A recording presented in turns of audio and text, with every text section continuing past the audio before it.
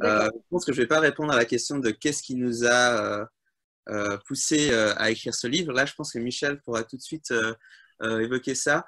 Je voulais juste expliquer en quoi consistait ce livre. Donc, c'est en fait une enquête. Il faut imaginer qu'on s'est rendu dans les appartements de beaucoup de personnes de notre ville. Donc, c'est une enquête locale, mais qui a une portée large. En fait, puisque la plupart des gens sont des descendants de personnes qui ont émigré après la Shoah en Suisse.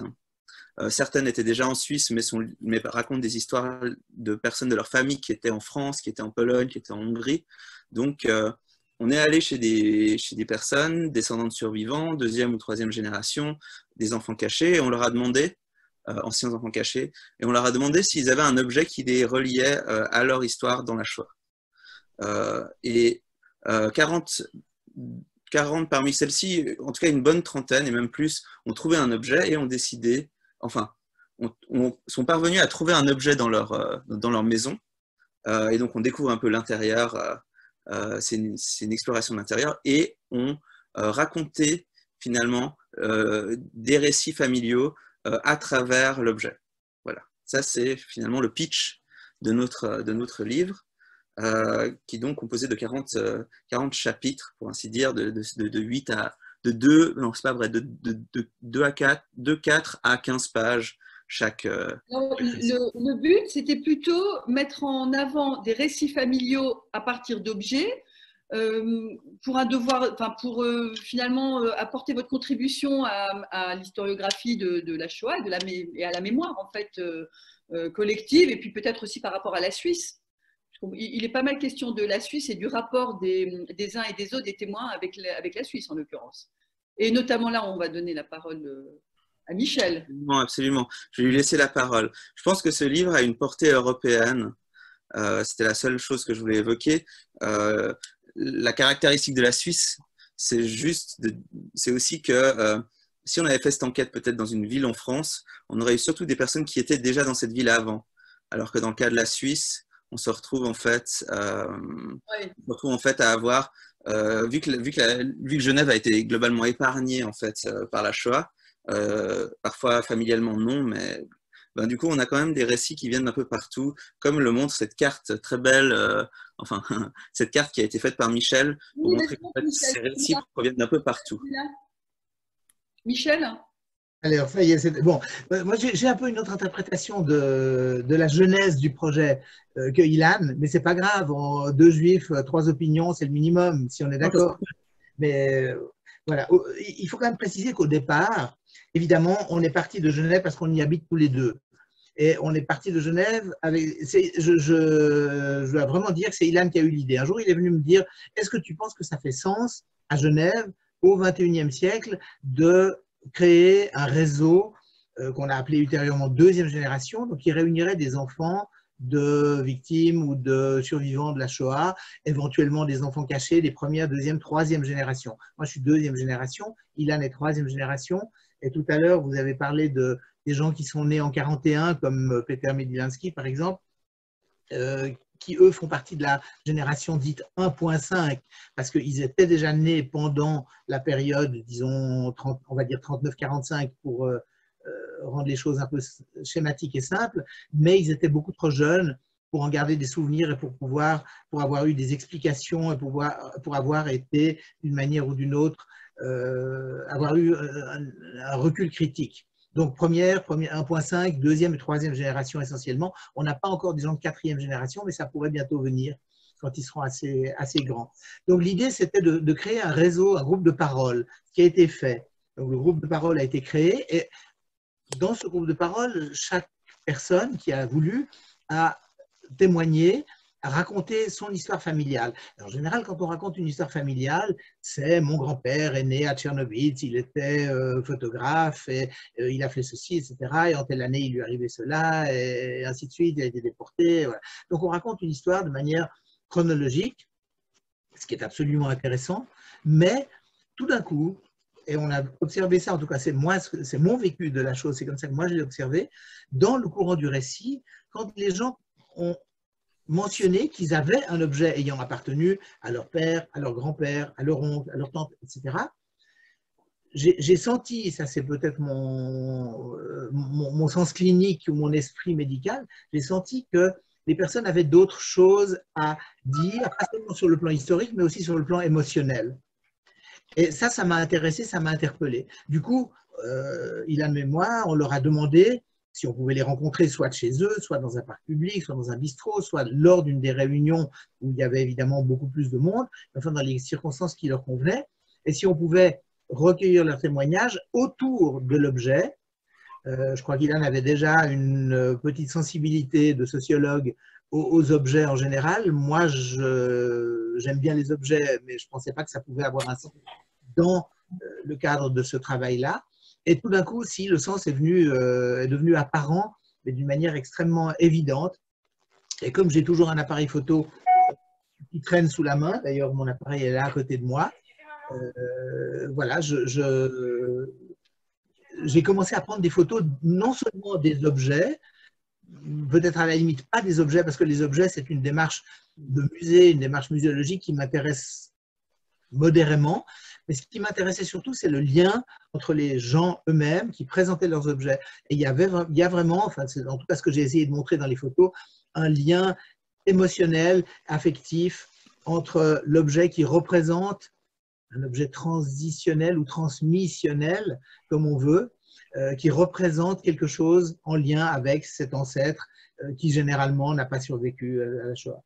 Donc voilà. Et au départ, évidemment, on n'a pas décidé de construire un projet et de faire quelque chose pour publier un livre.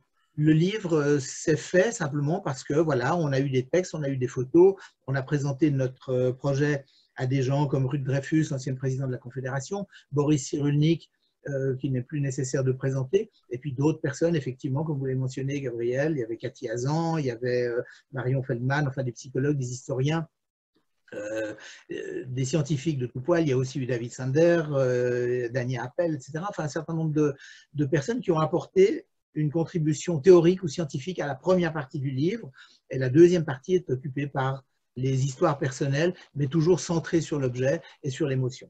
Et les portraits de Michel.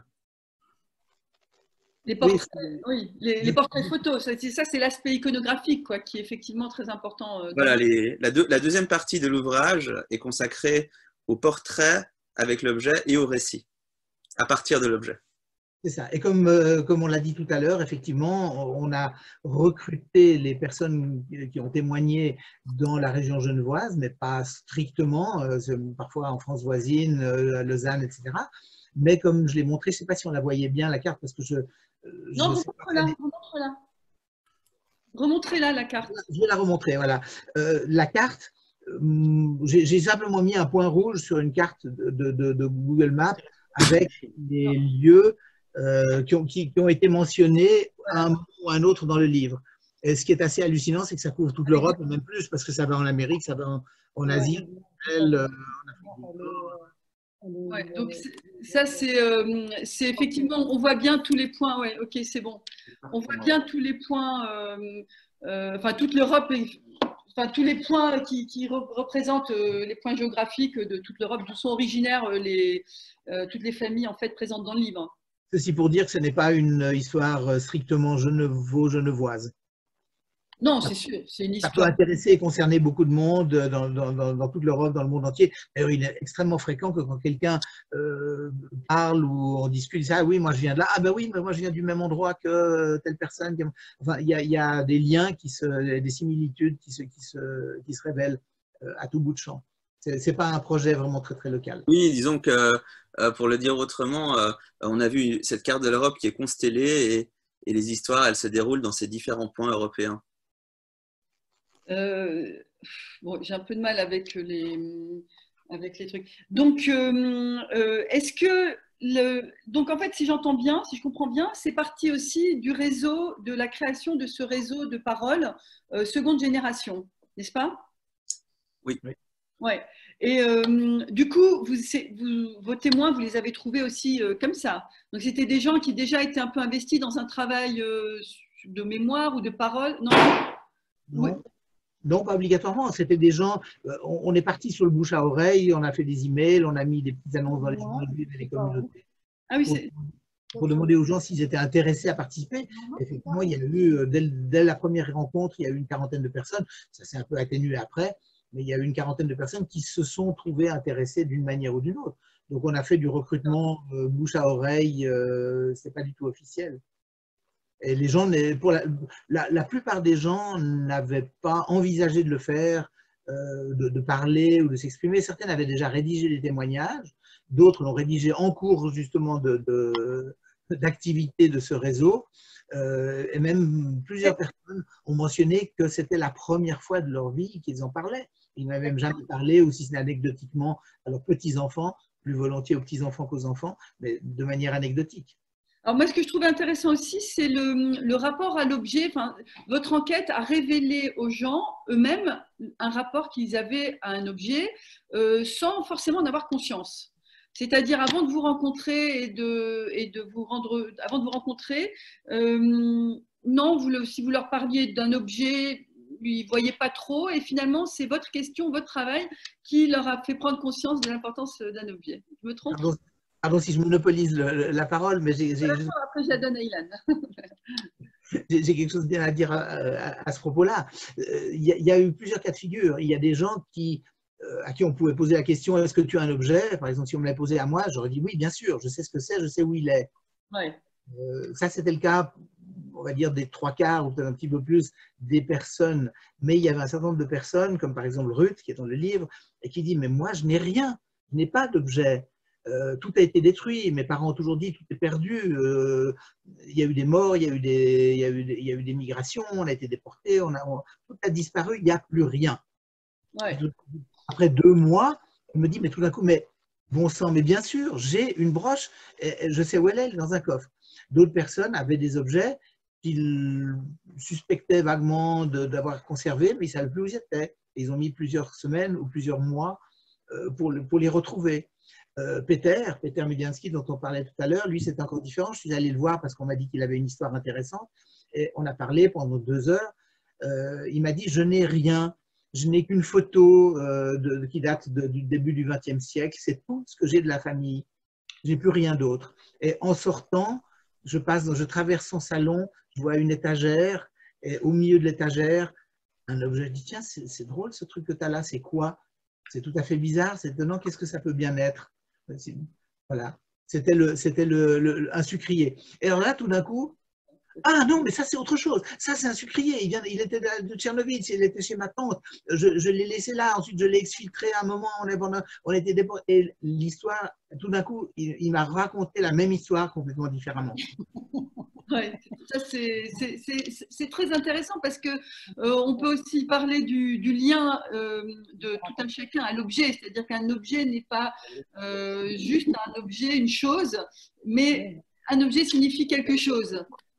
N'est-ce pas, Ilan? Oui, absolument.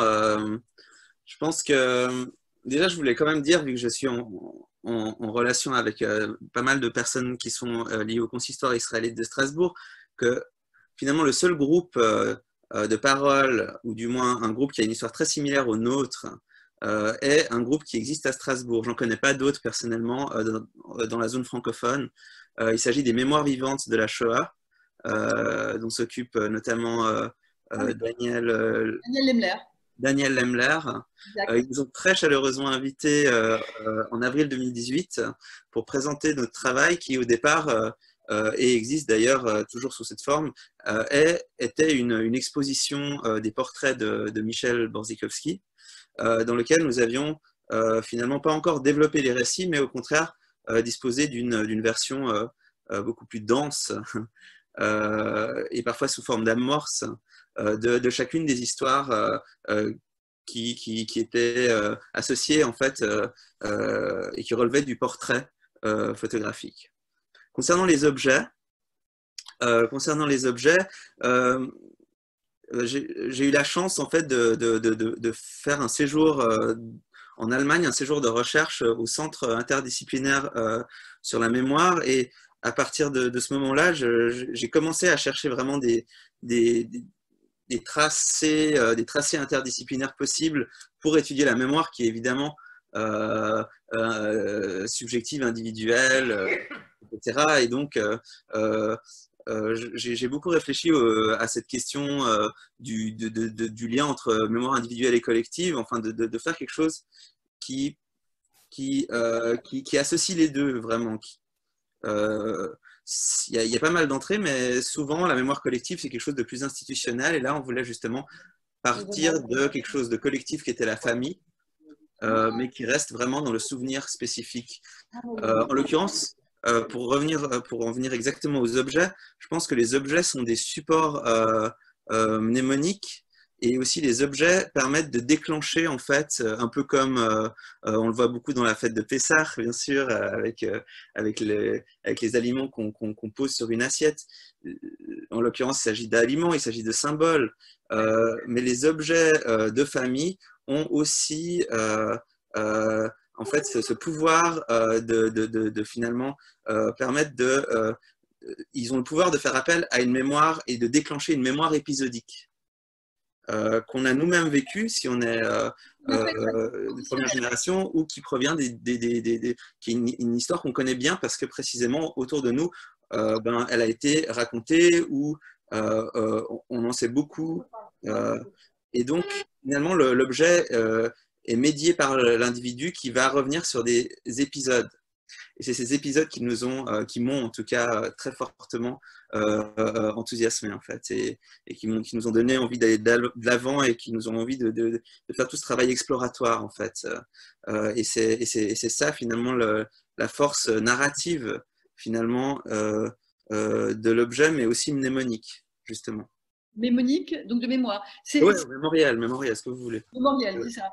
C'est la force de l'objet transitionnel, en fait, hein, tel qu'il a été théorisé par Winnicott. Hein. En fait, c'est ce que vous avez utilisé dans l'élaboration, dans votre méthodologie, en fait, pour constituer vos témoignages. Il y a évidemment un rappel avec l'objet transitionnel de Winnicott. Et d'ailleurs, il y a pas mal de gens qui lisent le livre et qui disent « Ah oui, vous avez écrit un livre sur les objets transitionnels. Puis après, on peut écrire un livre sur les lapsus, parce que c'en est un. » Mais au départ, le mot s'est imposé comme ça. Mais l'évidence, le lien avec les objets transitionnels, et puis après on a encore évoqué les objets transmigrationnels, et puis les objets transformationnels, etc. Donc après ça prête à passablement de jeux de mots. Mais ce qui est intéressant dans cette histoire-là, c'est ce que dit Boris Cyrulnik dans sa préface à notre livre. Il y a une grosse différence entre l'objet, qui est quelque chose qui est objet, qui est jeté devant la personne, et la chose. Et la chose étant quelque chose de parfaitement neutre, c'est un outil, c'est quelque chose qui n'a aucune valeur, aucune signification, qui n'est lié à aucune émotion, mais qui sert juste à nous rendre service à un moment ou l'autre. Ça peut être un crayon, ça peut être, disons qu'une cuillère peut être un objet dans la mesure où on l'utilise pour faire quelque chose, c'est un outil. À partir du moment où la cuillère a appartenu à quelqu'un, que cette personne l'a transportée, l'a utilisée, l'a conservée, du coup, ce n'est plus une chose, ça devient un objet qui est investi d'une valeur émotionnelle, et c'est ça qui nous intéresse. Et c'est ça qui a aussi interpellé Boris Cyrulnik, c'est probablement entre autres parce qu'il pensait ça et que ça l'a un petit peu lancé sur ce sujet-là, qu'il a accepté très, très généreusement de nous préfacer le livre. Tout à fait. Il écrit en l'occurrence, je pense que les objets transportent des sentiments et non pas des émotions. Voilà, je peux provoquer chez toute personne une émotion intense dépourvue de sens en injectant des substances comme des amphétamines, de l'alcool ou certains médicaments.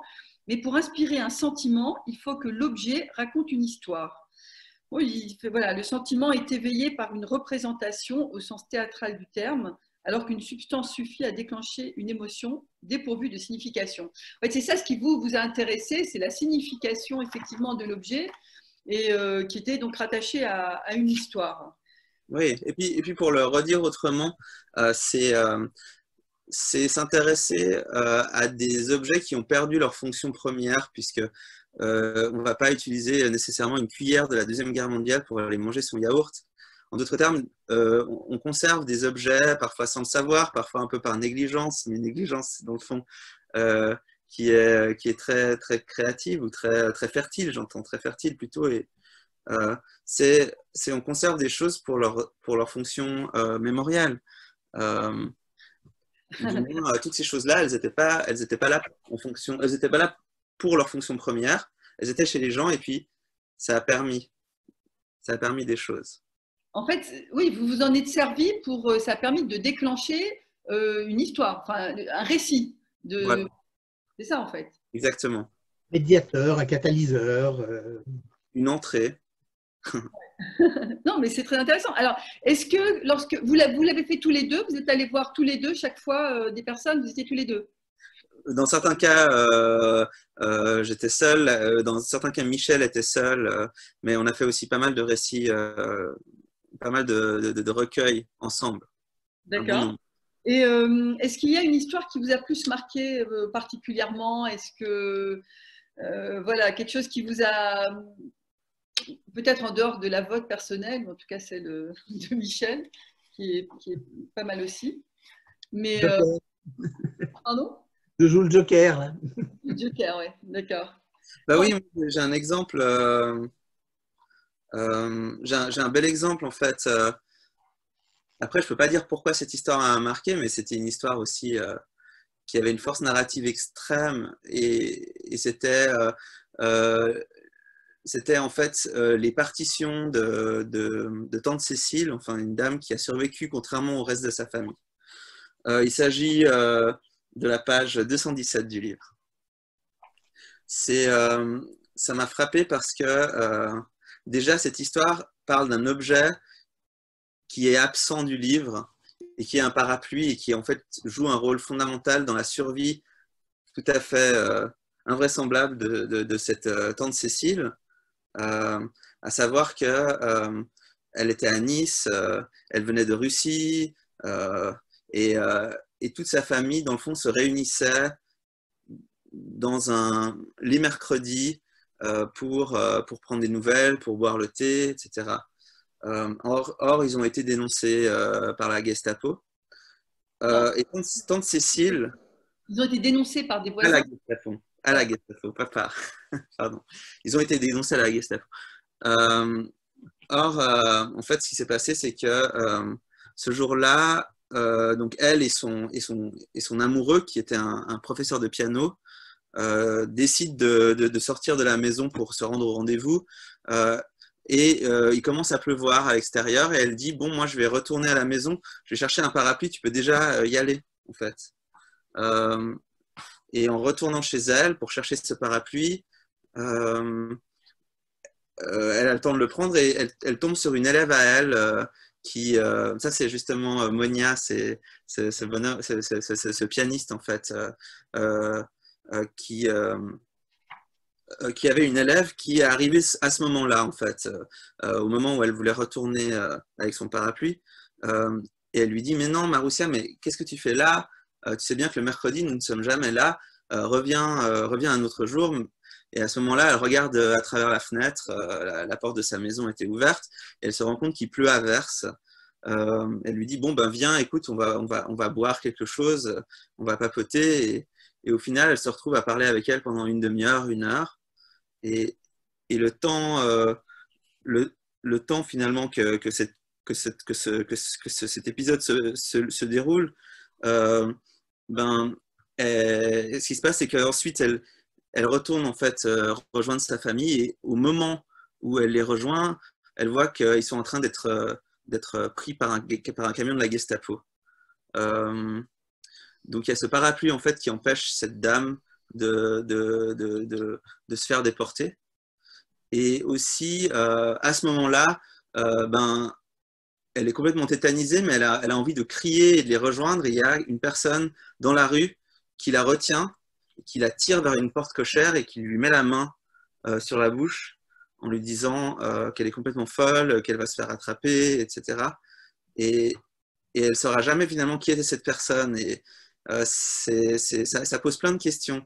Là, ça pose la question des objets qui, dans le fond, ne sont pas présents dans le livre, mais qui ont eu un rôle finalement dans des épisodes de survie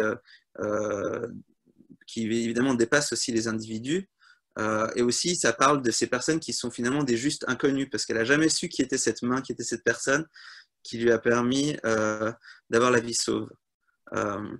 Et donc, c'est finalement l'objet qu'elle présente, c'est l'objet que sa petite nièce présente, Jenny Rosenstein, qu'on a rencontrée, c'est une partition. Elle la présente parce que cette partition faisait partie, dans le fond, des affaires de solfège de ses enfants, et elle était un peu logée là-dedans parmi beaucoup de choses, et c'était en fait une romance en russe qui appartenait à la tante Cécile, qui aimait bien jouer du piano, notamment avec son amoureux à l'époque, puis aussi avec sa grand-mère, qui était, c'est-à-dire sa sœur à elle, qui était la grand-mère de Jenny, qui chantait extraordinairement bien. Et donc, en fait, à travers cet objet, on découvre un genre musical étonnant, qui est la romance russe. Et d'autre part, ça raconte aussi toutes ces personnes qui en fait, étaient à Nice à ce moment-là et avaient fui la Russie beaucoup de temps avant. Et ne se rendaient pas compte, malheureusement, que Nice était vraiment un lieu extrêmement dangereux à partir de 1943. Voilà.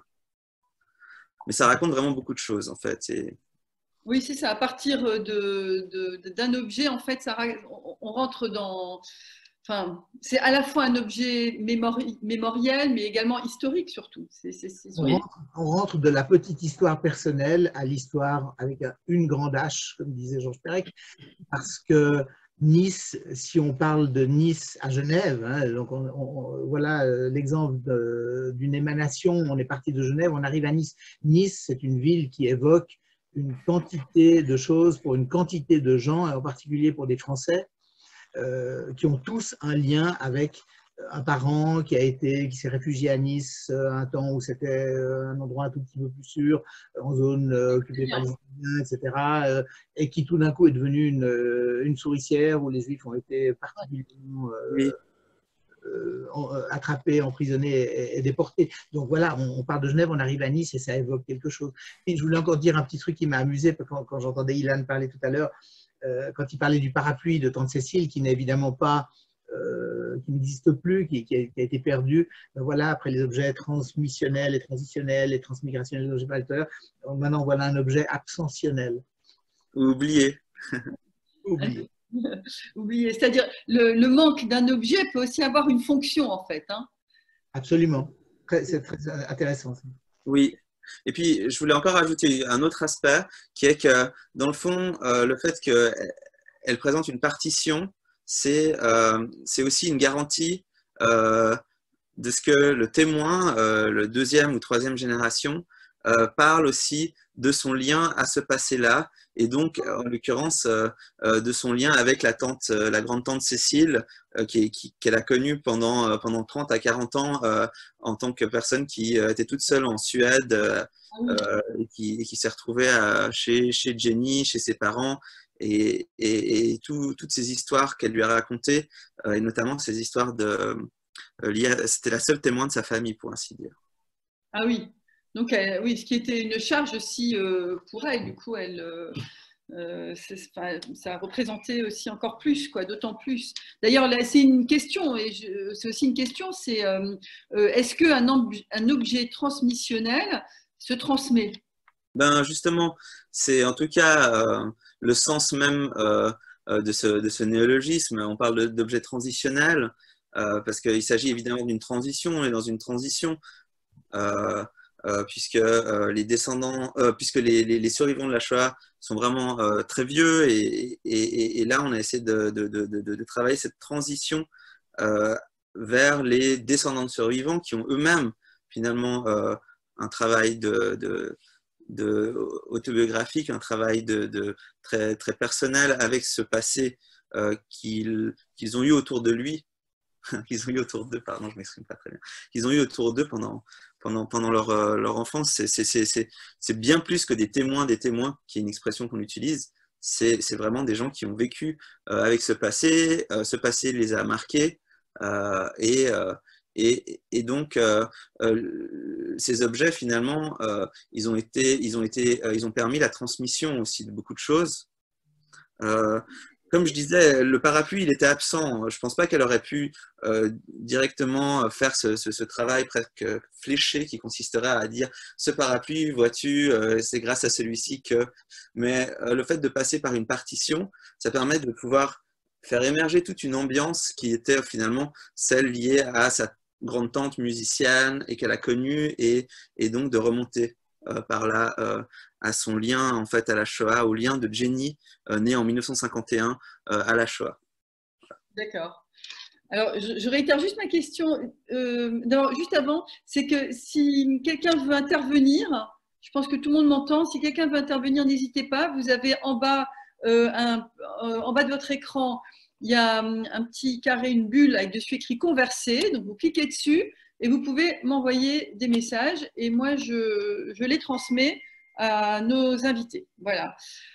Donc, je réitère ma question à Michel, c'est que est-ce qu'un objet, en fait, mais je pense que la réponse est non, quoi. Je veux dire, un objet transitionnel tel que ceux du livre, est-ce que ça se transmet? Est-ce qu'en fait, on peut après transmettre à sa fille, à son fils, ou à un neveu, enfin à quelqu'un de la génération suivante, en lui expliquant pourquoi est-ce que c'est important, ou en fait non. Je pense qu'un objet finalement transmissionnel, il est attaché à la personne qui le possède. N'est-ce pas?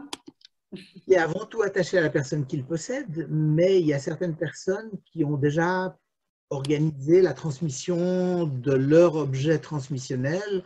Je pense à Jacqueline, par exemple, qui a une bague ayant appartenu à sa tante aussi, et qui voudrait la transmettre à sa petite fille, à une de ses petites filles, sachant qu'elle a un lien avec elle qui est un petit peu différent de ce qu'elle a avec ses enfants. Et souvent, je pense que je n'apprends rien à personne, souvent les témoins, les victimes, les survivants de la Shoah, les enfants cachés, ont plus de difficultés, de réticence à en parler avec leurs propres enfants.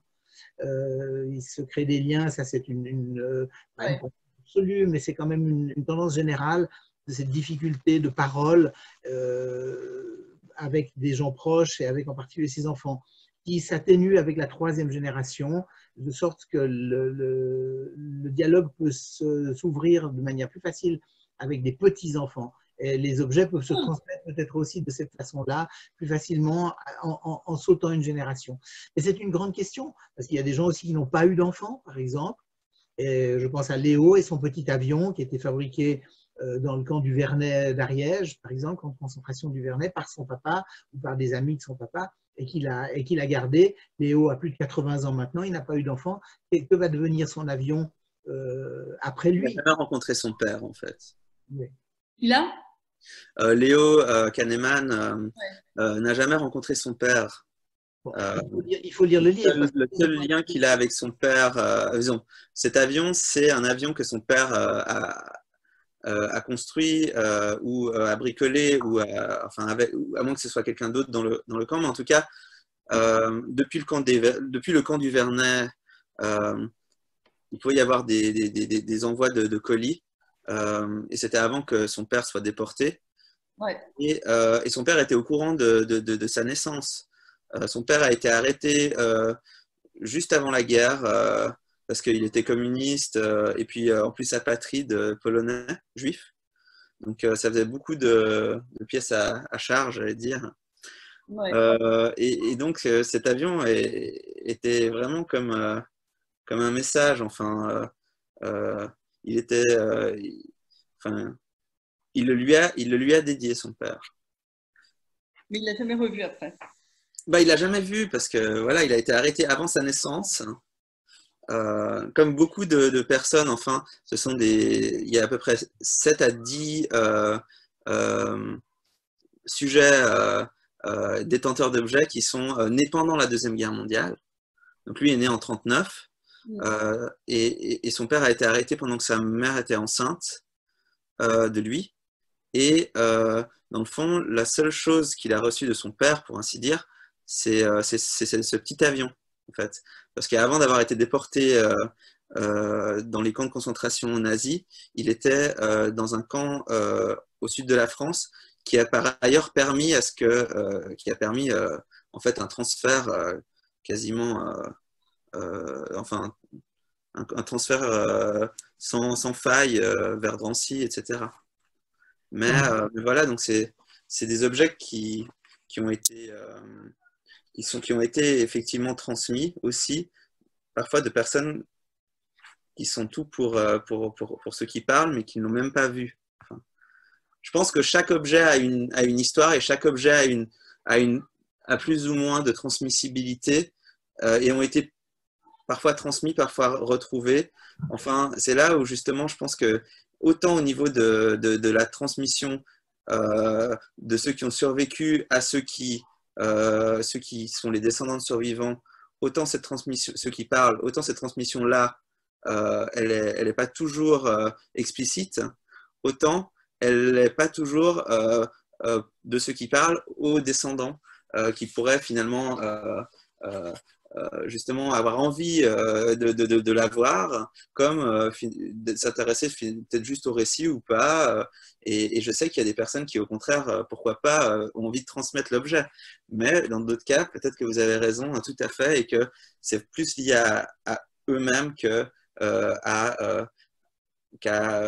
une lignée, en fait. Il y a une histoire chassidique comme ça, vous savez, en fait, après l'objet, lorsque la personne à qui il appartient disparaîtra, finalement, la génération suivante qui prendra possession de cet objet se rappellera juste que cet objet rappelait la personne à qui ça appartenait, vous voyez. Peut-être qu'ils n'auront plus l'objet, mais au moins ils pourront raconter l'histoire. Voilà, exactement. Ils n'auront plus l'objet. C'est une très belle histoire chassidique de Baal Shem Tov. Voilà, C'est Martin Buber. Alors justement, je voudrais juste terminer avec ça. Vous êtes tous les deux membres du cercle Martin Buber, c'est ça, à Genève, en Suisse? Moi, je suis membre, mais Ilan est président. Donc, Monsieur le Président, j'ignorais. Vous pouvez juste nous dire quelques mots sur ce cercle? C'est volontiers. C'est un cercle qui au départ s'appelait l'Association suisse des amis de Shalom Arshav. Donc c'est un cercle qui est politique aussi, mais qui à partir des années 87, 88, il est vraiment né au moment où il y avait eu les premiers accords de paix avec l'Égypte. Hein. Donc l'idée vraiment de soutenir finalement ces mouvements de société. Donc au siècle précédent. Du siècle précédent. Ouais. Après, le cercle a décidé de continuer à s'engager plutôt pour une vision pacifiste au Moyen-Orient et en même temps avoir tout un empan culturel qui fait qu'on peut, grâce à, dans ce cadre, développer des activités sur le judaïsme aujourd'hui et notamment sur des enjeux liés à ce qui se passe aujourd'hui, à savoir le passage de première génération de la Shoah aux deuxième génération de la Shoah, ou troisième. Oui, d'accord. Voilà. D'accord. Donc, ça existe à Genève, c'est pas quelque chose qui a essaimé dans d'autres pays ou Je crois qu'il y a d'autres. C'est pas moi, par exemple, qui évidemment qui a donné ce nom de cercle Martin Buber. On connaît Martin Buber. On sait aussi que en Israël, c'est lui qui est un petit peu à l'origine de la faculté de sciences sociales de l'université hébraïque de Jérusalem. Je sais qu'en Italie, il y a eu un cercle Martin Buber, je crois à Venise. Il y a pu y en avoir à d'autres endroits. Je sais qu'à Paris, il y a des cercles liés à des personnalités. Oui, comme le cercle Bernard Lazare. Voilà. Le Bernard Lazare. Hein. Donc, à notre échelle, ça correspond à ça et ça peut permettre la production de travaux comme celui-ci.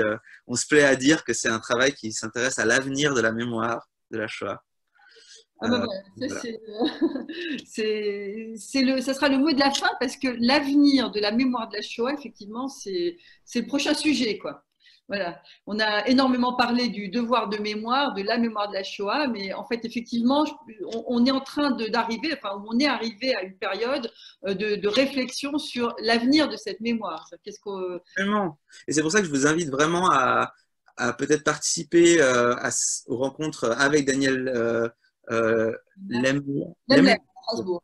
Oui, Daniel Lemler, parce que précisément, il n'y a pas que nous qui réfléchissons et que c'est évidemment que c'est très riche en termes de pistes. Et donc notre ouvrage, il va vous permettre, si vous avez la chance de l'acquérir, il va vous permettre peut-être en écho de faire surgir aussi des histoires qui proviennent de votre famille et qui peuvent aussi provenir d'autres cas de figure que la Shoah, hein, si vous êtes descendant de survivants de guerre ou d'autres épisodes historiques. Mais ça peut en écho, évidemment, et en miroir, faire surgir des récits chez ceux qui les lisent, ceux qui lisent ces histoires. Voilà. Vous pouvez obtenir ce livre à un endroit, parce qu'aujourd'hui, c'est un peu compliqué. Vous savez, je ne sais pas si vous êtes au courant, mais il y a une épidémie. Ah ouais? Et donc, j'ai laissé sur la page Facebook, mais je pourrais le remettre ailleurs, le nom de la librairie qui s'appelle Librairie Honoré Champion dans le 6e arrondissement de Paris et qui, en fait, en lien avec notre maison d'édition, s'occupe de livrer à domicile le livre. On peut le commander directement sur Internet, sur la page de la librairie Honoré Champion. Voilà. Vous avez en tout cas l'info pour ça. Ne le dites à personne, ça reste entre nous, mais on peut aussi l'obtenir sur les grandes plateformes de vente par correspondance qui fonctionnent encore en ces temps un petit peu troublés, genre Fnac, Amazon, pour ne pas les citer. Ouais, mais c'est même moins sûr. Mais essayez si vraiment, essayez déjà par la librairie, et puis si effectivement ça pose un problème, vous pourrez passer par les autres plateformes. Quand même, il faut quand même un petit peu favoriser les librairies. Et en tout cas, malheureusement, on n'a pas eu trop de questions des auditeurs, mais on est vraiment ravis d'avoir leur retour. Ils peuvent nous contacter par votre intermédiaire ou comme ils le souhaitent. Je crois d'ailleurs que notre adresse mail est écrite à la fin du livre. Ils peuvent nous contacter ou par Facebook ou comme ça. Et on serait ravis en fait d'avoir un petit peu des retours, d'avoir aussi des histoires aussi qui nous reviennent et qui ont émergé comme ça dans les souvenirs qui ont été déclenchés par ce livre. Alors attends, j'ai une question. Y a-t-il des questions des autres participants de Michel? Ah bah oui, non, c'est Michel. Non, je n'ai pas de questions. Voilà, il n'y a pas de questions qui apparaissent en tous les cas sur sur la conversation du groupe. Bon, je suis désolée. Donc, est-ce que, moi, je vois un peu les gens. Est-ce que quelqu'un, vous pouvez me faire un signe hein, si quelqu'un veut faire a une question. Mais bon, comme les gens n'ont pas mis de vidéo, je ne peux pas savoir. Voilà, non. Donc, je suis désolée, il n'y a pas de question. Voilà. Pas de problème. Bon, c'est pas grave. En tous les cas, c'était très intéressant.